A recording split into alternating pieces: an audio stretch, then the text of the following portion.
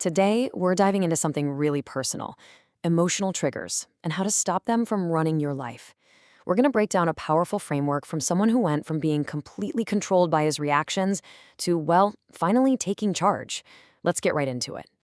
You know the feeling, right? One minute, everything's cool. The next, you're hit with this huge wave of anger or anxiety and you have no idea where it came from. It's like a switch just flips, and suddenly you're not in control anymore. That's exactly what we're talking about today.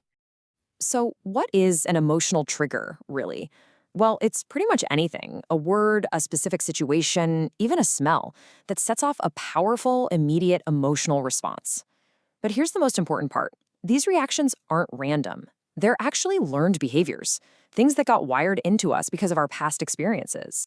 And, it's kind of wild how something so normal can be a trigger. Our source talks about how a simple cup just sitting near the edge of a table became a huge trigger for him.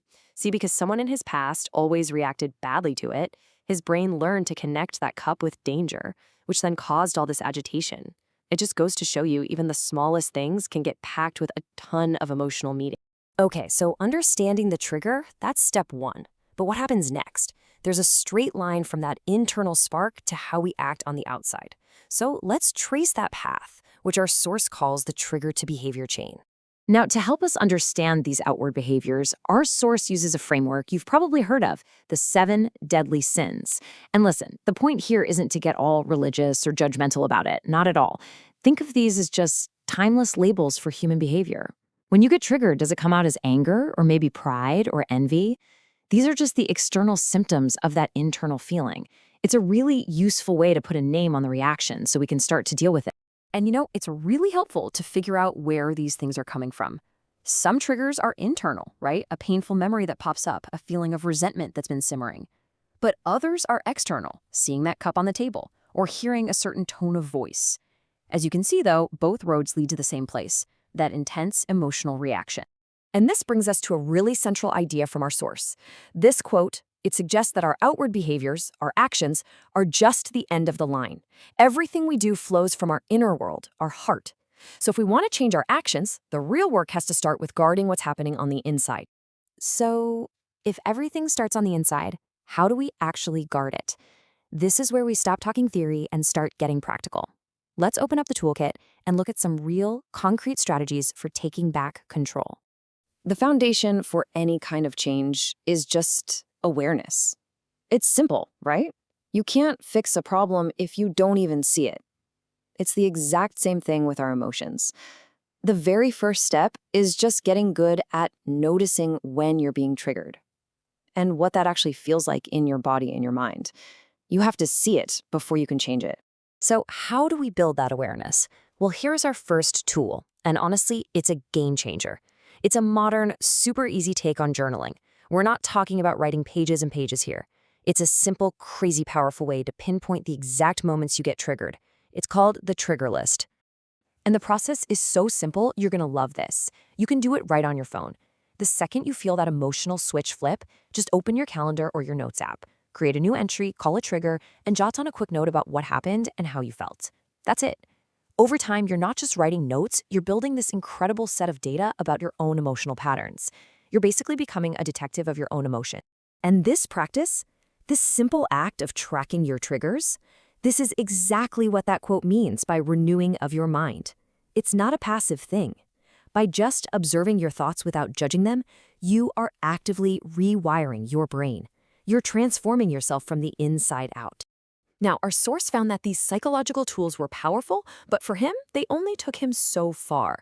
To get to that really deep transformation, he felt like he needed something more.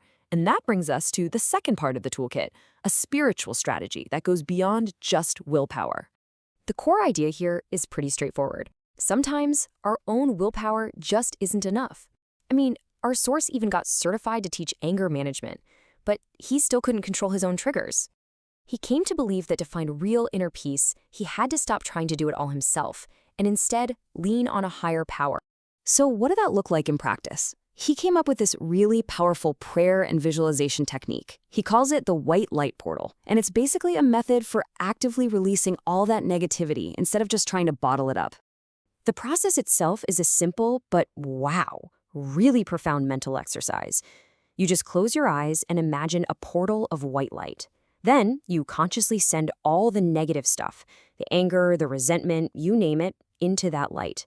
The goal isn't to fight the feelings, but to actively hand them over and ask for peace to take their place. All right, we've looked at the problem, we've looked at the tools. Now for the most important part, actually starting your own journey. So let's talk about the very first step you can take right now. First things first, it is so important to have the right mindset. Our source uses this great analogy. This kind of work is like peeling an onion. You take off one layer at a time, and yeah, sometimes it might make you cry. This is a journey of uncovering things, not some quick fix, so it's totally okay for it to be emotional. Every big journey starts with one small step. And the first step on this path, it doesn't require hours of your day. It just requires 5 minutes. That's it. Just 5. So here's your 5-minute action plan for today. Number 1, reflect. Just take 5 minutes and think, what bugged me today? Number 2, identify.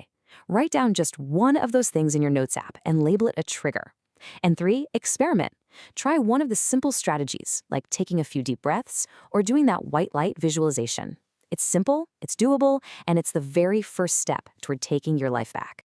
So, there you have it. The framework is here, the tools are in your hands. The journey really does start with a single choice, and that choice is all yours. So let me ask you, what's the first trigger you're going to choose to understand? Thanks for joining us.